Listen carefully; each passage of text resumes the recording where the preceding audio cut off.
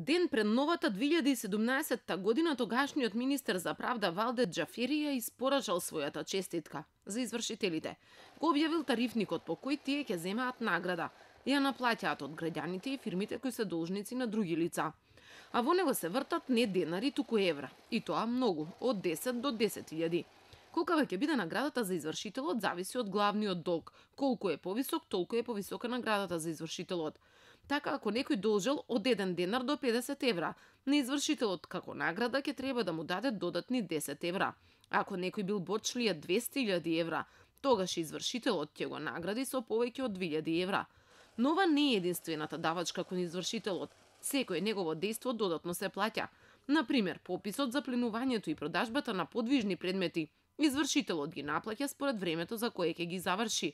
48 евра од час.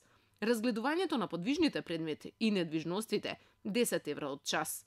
Ако со собствено возило дојде до местото на извршување, тогаш извршителот за патни трошоци ќе земе, исто како и пратениците, 30% од цената на литар бензин по километар.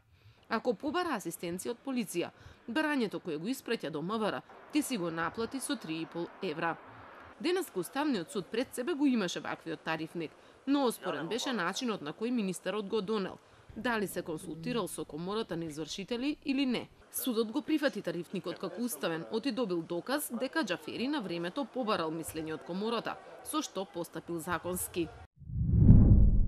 Оспорениот правен акт, за кој се вели дека бил без прибавено мислење од комората на извршители, е неоснован од причина што мислењето, прибавено од комората на извршители на Република Македонија, е доставено до Уставниот суд како доказ. Со ова се утврди дека во фаза на изготвување на оспорениот акт било прибавено мислење од комората на извршители, како што предвидува Законот за извршување. Но токму после ваквиот тарифник повеќе не зачудува и последниот случај за кој јавноста се крена на нозе, во кој за 1 денар долг кон бег пензионер плати повеќе од 200 евра на извршител.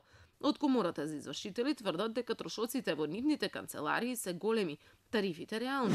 Тарифата на извршителите ја носи министерот за правда, кој води сметка и за сите трошоци што ги имаат извршителите во канцелариите, заради тоа што извршителите имаат некаде околу 5 нешто во просек луѓе вработено по извршна канцеларија, што нормално некаде има 10 луѓе, некаде има 15 луѓе, некаде има само 1 или 2. Државата одлучи крчка промени на Законот за извршители. Таму, например, менува запирки и на нивно место става сврзници. Ги менува условите за добивање звање извршител. Ама прашањето за тарифникот, ниту на доместокот за адвокатите и нотарите кои учествуваат во постапката го нема. Доверителот го тужи должникот. Кога го тужи должникот, веќе во самиот процес се накалемуваат камати, на камати, на камати. Значи, во текот на постапката се појавува нотар, се појавува адвокатско друштво. При што? Адвокатската услуга, например, е 5.000 денари.